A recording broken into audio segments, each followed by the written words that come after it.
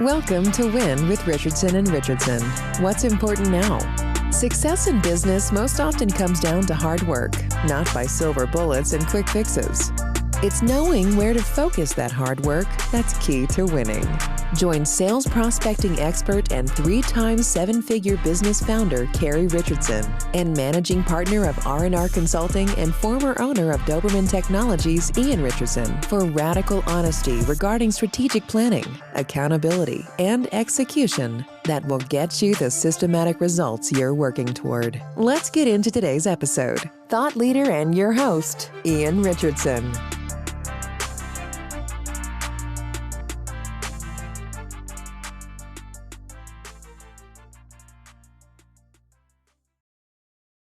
Hello, everyone, and welcome to W.I.N. I'm Ian Richardson, your host, and I have a very near and dear friend of mine, Matt Lee. Matt, say hello, buddy. Hey, buddy. Oh, you meant just in general. Hello. Thanks for being here. We appreciate you. Matt, if you are unfamiliar with him, which means you have been under a rock in the cybersecurity space, Matt has dedicated the last 10 years to raising the security tide in the small business market. His efforts have served in every capacity, from growing a managed services company that grew to support 20,000 endpoints to now landing over at PAX8 as the lead the tide for education and thought leadership on cybersecurity. That leadership around technology direction and security compliance has protected and elevated over 17,000 people in small to mid-sized businesses across 5 states. He's the Senior Director of Security and Compliance at PAX8.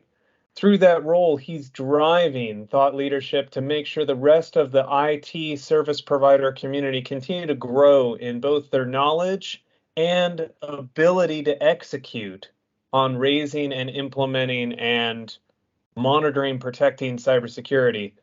His purpose, to ensure his children maintain the same quality of life we do around technology, which is imperiled daily by threat actors. Matt, buddy, I feel like I just said a whole bunch, but walk us through that. Your quote unquote founder story is different than a lot of people we have on W.I.N. Walk me through like what's driving this passion around your kids and around everyone's children to make sure that they have the same quality of life around technology. Talk to us about that. Yeah, so, I was at an MSP that grew and grew and grew, and we started out in kind of a compliance-based market and in a lot of the area we were in. So, 800, 171, those things. But as we transitioned and merged to become a much larger company, we had our own kind of event at that company, and it was brutal, and it taught me the post-traumatic stress disorder. And we had people that left our employment, we had people that left as clients, and this was all through an acquisition that drove that. And so as we went on, though, that fueled this understanding of a need for incident response and a need to understand, what was attacking, what was our risk. And as we've now seen, over the last 2 or 3 years, even, we know exactly what that risk is. And I sat in front of 67 separate named events and incidents throughout the tenure of my time there, along with other members of the security committee and members of our executive leadership. And it was one of those things where I just realized that I have this theory, and you'll maybe hear me talk about it later, but a product never rises much above or below the maturity of the consuming entity, right? And so as you see this, you have this situation where, just like the Industrial Revolution, we've built a lot of what we live on sand. We've made a lot of things that were made. I've had executives say to me, Matt, a lot of money is made on crappy software. It wasn't the term that was used, but it was worse, right? And Might the have problem been is more of an alliteration there. Yeah, it was. Yeah, and it would had S's in it for sure. And the point was that he was serious about it, and you'd have these real understandings of the vulnerabilities that exist. And if they had in your house, and you had people selling you locks that you knew did not work, or wouldn't lock, or windows that or window breaks that didn't work, or alarm systems that didn't actually function, you would have people have enough maturity to say, I need to expect this quality. We're starting to get there in the software world, but unfortunately, you have that combining with people's native, like, need to trust. The first reason we ever sat around a campfire, Ian, is because we had to have this built-in trust of other humans, or else we would have never become communities. We'd have never grown families. We'd have never done those things. So we're wired that way mentally and at a very deep level. So the challenge is you put those two together and you have a lot of money to make. There's a lot of siphoning out of our general public that destroys kind of the vision that, the first time I ever touched Angry Birds as a middle adult, let's just say, dude, bro, that was just so amazing to me that it just worked. But that's the experience. And it was a virgin experience. And we won't see it if we continue to degrade the security and the belief and trust in our own privacy and our own data, our own financials, all of the above. And so that's what drives me. And I think that as a practitioner at an MSP, I could serve those 15,000, 17,000 humans and 20,000 devices, right? I could drive that inside our organization. I could help the 170 families that worked with us. But now I can educate 15,000 MSPs with a reach of millions and millions and millions of seats and shape things around policy and shape things around education. So, that's kind of my origin story. But, it started with a massive ransomware event that was very painful and lasted for 18 months and spent most of my stress load dealing with. And now I participate and give back around that. I'm on a vendor response committee for incident response you'll hear about in August and a few other things. But yeah, man. Long-winded as well. Loquacious is certainly within the accusations. No, when Matt Lee speaks, I always stop and listen. So a couple of key takeaways right there, man. If we don't change the way that this pattern, that this trend is going, we won't have enough vulnerability as a society to sit around the proverbial cybersecurity campfire. We won't have the ability to sit down through technology and build that trust, build that relationship, because we'll all be too damn scared to do it. Yep. That's a key takeaway. And then the other one, man, what just goes right down to my core, right down to my soul. When I went through my Patterson life plan, one of the big bubble up resonant items was, Ian, what is your purpose? And the purpose that I have is if I can help enough people in enough different ways that the world's materially a better place. That's legacy to me. That's there. And it sounds like our legacy statements are right in lockstep in a line, buddy, which that's the soul always knows. Yep, 100%, brother. So on W.I.N, we always dive into three big topics, and one of them when we spoke on our prep call, which was yesterday, everyone. That's how quick we're turning around this podcast. Was you had mentioned that when you were making the decision to leave the MSP that you were at and move on to your next step in your adventure to kind of pursue that legacy, you wanted to be able to maintain the persona of Matt Lee. You wanted to be able to have your unique voice while being able to grow and educate the managed IT space. You needed to be able to find someone, an organization, a group of people that would recognize and honor that need. Talk to us about that. Talk to us about how you tackled that challenge. What's funny is you talked about your Patterson life plan. I went through, a similar life plan with HTG, through them. And it was something that at the time I didn't understand the value of it, right? I was a younger man. I didn't fully believe it. I kind of did. I understood the recharge cycle. I understood some of those things. But one thing that really stuck with me was this HABU, this concept of highest and best use. And it came out of this understanding of I try not to be selfish. There's a lot of things in life that you have to be selfish about, but in general, I try not to be selfish. I try to give more than I take. That's kind of my life ethos I want to leave people with, right? And so when I started thinking this HABU, it was this. I really loved being an engineer. I really liked doing projects. I was very good at them. I was very good at saving the day. I got to feel like a hero in a direct response, right? I literally got to have people go, Matt, you just saved us. And that's very rewarding to me, that one-to-one exchange. But turn into wrench. Yeah, man. And that's where, my happiest reward center is personally. That said, I understood this concept of giving back and more than you take. And this HABU concept says, find what your highest and best use is, whether that be to an organization, to fulfill a need, to whatever it may be. And so you have this unfortunate collision of this planting of that seed in my head. And now, wait a minute, I have a voice to be able to deliver education, to be able to deliver, hell, just sometimes picking somebody up, patting them on the back and telling them get back in the damn game. right? But that role. And I realized that the highest and best use would be to be able to do that for every MSP or every small to mid-sized business I can educate. And so as you drive that, that's a common goal. As I educate an SMB, they work better with their MSP. As the MSP has people work better with them, they get better at the processes because they have the funding and the people in alignment to do it. And so for me, it's about, meeting that habu. And so when you talk about, like, I had this vision, and it was somewhat one-eyed, right? You know me, I got to throw in an eye joke every now and again. But, I had this vision of driving forward with, kind of a thought leadership, and I hate self-ascribing it, which I'm a student, right? And I honestly constantly just want to learn and give back and help contextualize and make analogies for, to help people understand cybersecurity is more than just tools, and to help people through their journey in the way that I went through it. And so I asked for people to give me the leeway to partner with people that would not make business sense sometimes, that would not be things that drive towards marching towards this mission of our own. And while I think that's valuable, I feel like you have this greater community need that Ken Patterson lives in his heart, that, is this drive towards, like, being able to give back and have no direct immediate impact, but you have this indirect impact of, as you educate and as you drive people to increase their maturity level, the requirements of driving that bar up means that hopefully you're both rising together, which goes into my rising the tides concept, right? You're hoping those companies are floating that boat as the maturity goes up, and as the level of that product has to go up, you hope that the product is. And so I wanted to find a company that allowed me to have both sides of that, where I believed genuinely in my heart that they would go through their own security evolution, but also that they would allow me to just collaborate and do and give and pay for it in a lot of ways. Thank you, PAX8. And the point is that I pitched that to a lot of different ones, and everybody had a different vision of consumption of that.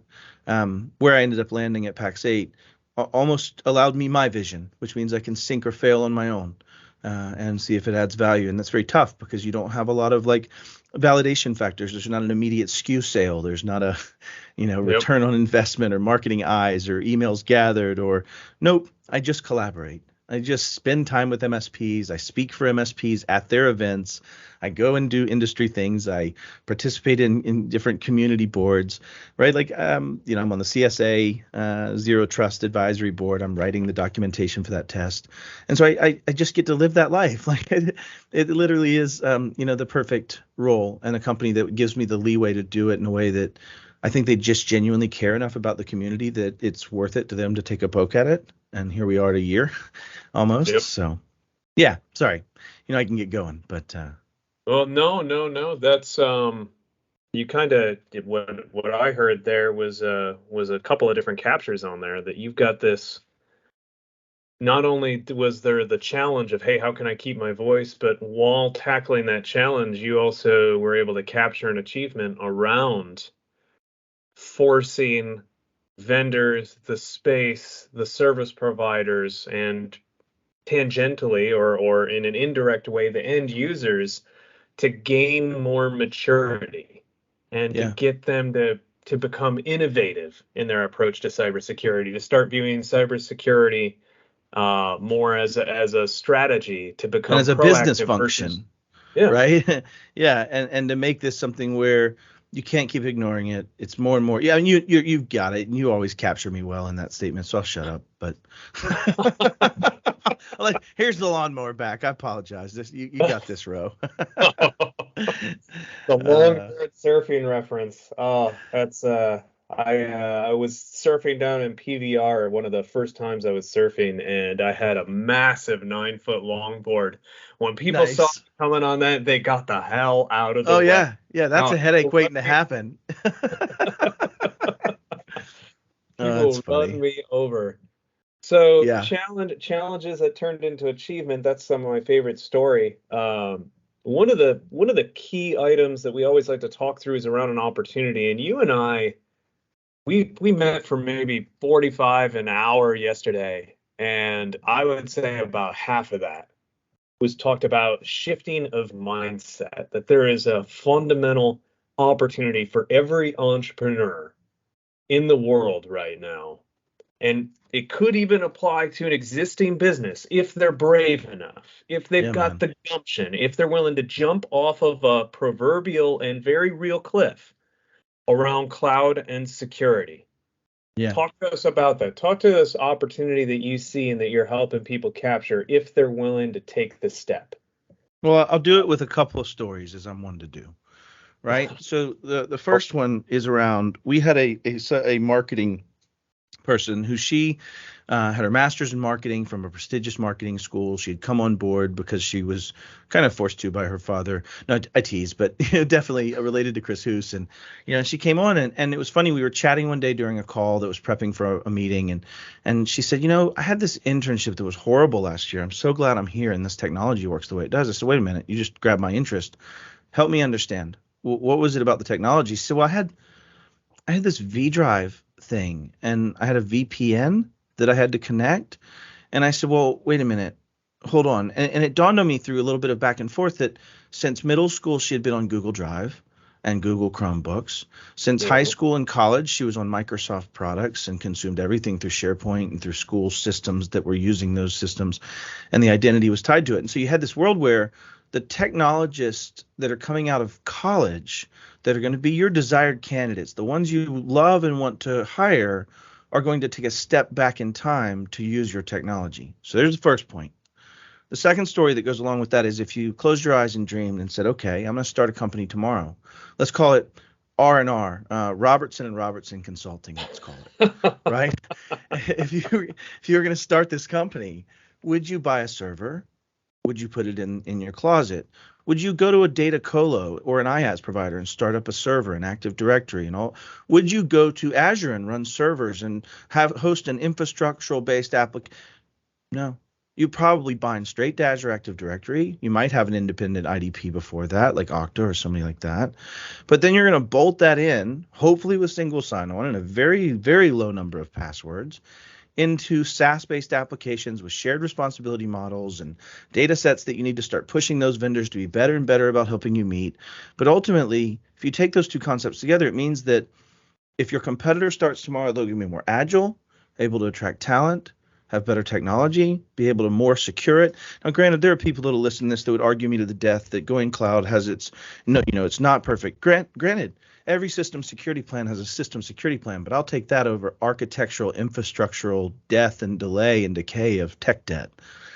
They both have their own enemies. They both have their own challenges. But the point is that if you take that, then from a business perspective, you take a lot of the plate spinning of what MSPs have done, the things that we did that were, I'll reboot your server, I'll do your update, we'll get your schema update. That doesn't happen. Mm-hmm. You might have some rework of IAM, you might have some different conditional access things, but those are quite centric. And so you work at this towards, in a final stage, the companies that start that way, I hypothesize, will be able to attract the talent, will be faster and will be better and more profitable. And then you can focus as an MSP on those customers with a script. It just changes the GUID of the tenant ID and the secret I'm using for the application. Those are scriptable delineations. Look at CIPP or some of those things. But the point is that now if we're going to succeed, we actually have to be consultants. We have to start teaching someone to use the same hockey stick, the same puck, the same pads to beat the other team. How does one win the Stanley Cup? It's because they have better coaching, they have a better plan, they have better. So our job becomes that, right? Which I know is very good to Robertson Consulting over there, but and I know it's Richardson. I'm being facetious there, but he's robbing my marketing capacity. I am. I feel terrible. I have to say Richardson and Richardson Consulting, so then I can steal that out of this podcast and use it in all sorts of. Oh, I try. Ways. Yeah. Well, then I'll say it. Richardson and Richardson Consulting. Boy, that was perfect. Butchered. Richardson and Richardson Consulting, are that kind of a model, right? Where you could be coaching people on business outcomes, on the growth of their marketing, on the strength of their product, on the use of their technology in ways that MSPs wouldn't have considered themselves part of that table in the past. But on the second front, the next opportunity that comes hand in hand with this is this raw of an understanding of I can buy all the cloud pieces, but if I don't bolt them together correctly, they still don't help me and aid my security plan. And so a lot of the things that'll come from this is the growth in MSPs delivering, or TSP, XSP, whatever the hell you want to call it, delivering security services and business consultation towards driving success and growth while also securing it. That's pretty much what the technology arm of MSPs is going to deliver. And if you took that forward, you could imagine a different human they might hire.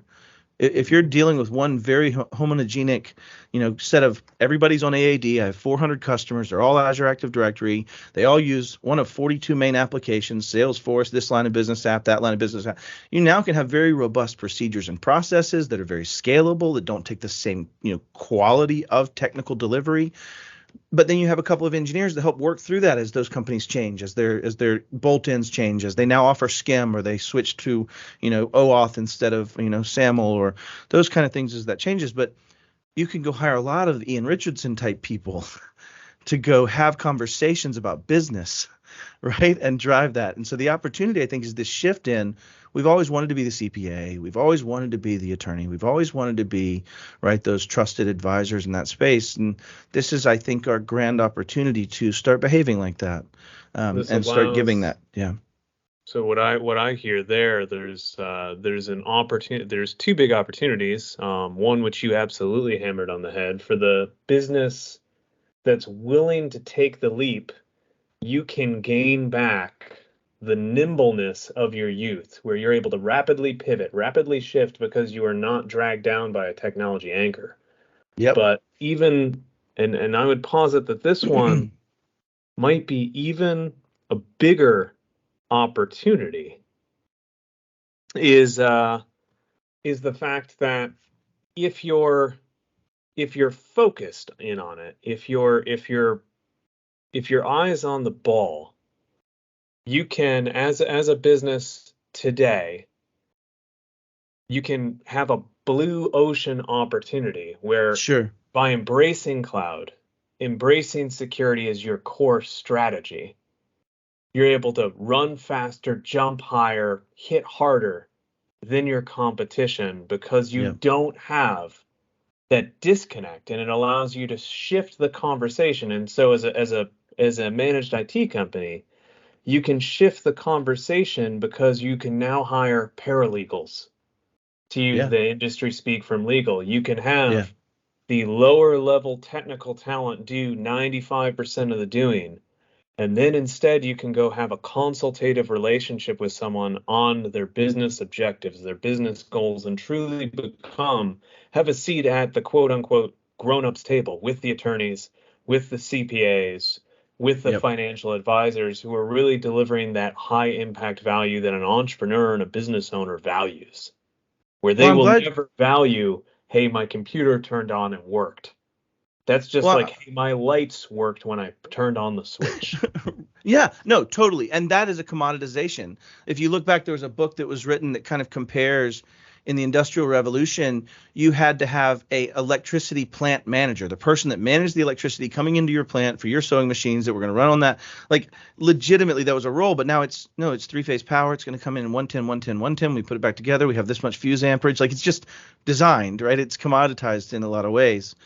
I like the fact that you touched on financial advisors, though, because I think that's one of the other missing components when it comes to why this is an opportunity before it's a risk, right? And I think the point is that as an MSP, if you start realizing that we have to have some barrier to entry to be a professional service, and as the United States government and other governments in the Five Eyes community, and especially as you see this kind of globally, start to realize that this is a real challenge, just like we had to make roads that had lines in the middle that were the same space, and we had to have the right road signs and things that all worked everywhere. We had to have, you have this kind of like need to start figuring out and managing this.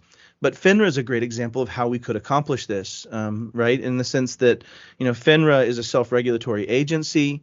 It actually has this idea and concept of agents as well as the agencies that do business under that, right? You have a registered investment advisor or a broker-dealer, and then you have a broker. And Ian can lose his license, and the broker-dealer can lose their license. And you start getting into a world where you should start getting ahead of this transition and understanding how to deliver these other functions inside your world and reducing the chaos of the current infrastructural space, because it'll allow you to be ready as those regulations and changes start to occur. You'll already have those very scalable processes in place that work and meet that need. So, yeah. I like the comparison. FINRA did this. We can do this ourselves in the MSP and have a self-regulatory model where we ultimately are kind of in control of more of our own destiny and set those standards as we raise. And I think getting ahead of that helps, is my point. So. Much better to instill the regulation that we want and need versus to have regulation dictated by people who think that the internet is a series of tubes. To coin the phrase. That's awesome. Everyone, this is Matt Lee. You can learn more about Matt Lee by going to cybermattlee.com. And while you're there, if you're looking between now and November of 2022, you can also fund the removal of the beard on Matt Lee's face and do quite a bit of good for charity. So this is a big call out. You're going to hear these on every single W.I.N podcast from now until that happens. But thank you. Get out there, donate, do some good in the world. Matt, really appreciate you being a guest on here. You can connect with Matt on LinkedIn, go to the website, have all types of information. If you have any type of question about cybersecurity at all, this is the man you should be talking to. Matt, from the bottom of my heart, appreciate you being here on W.I.N. You can see more W.I.N episodes at r&r.consulting. You can connect with me or Carrie on LinkedIn. I'm Ian Richardson, your host, and as always, thanks for joining us on W.I.N. Matt, we'll see you next time. Thank you, brother. Appreciate you having me on. You've been listening to W.I.N with Richardson Richardson. What's important now? We're so glad you've joined us and know you're one step closer to winning big in your business too. We'd love to connect with you outside of the show. If you have any questions or comments, please reach out to connect@rnr.consulting. Don't forget to rate, review, and subscribe to the podcast so you'll easily know when new episodes are available. Until next time, you can win, and we're here to help.